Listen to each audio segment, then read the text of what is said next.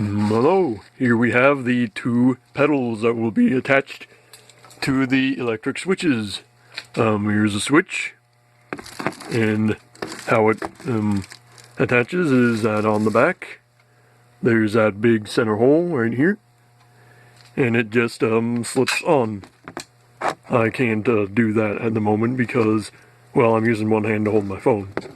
But I guess we could flip it over and just push it on.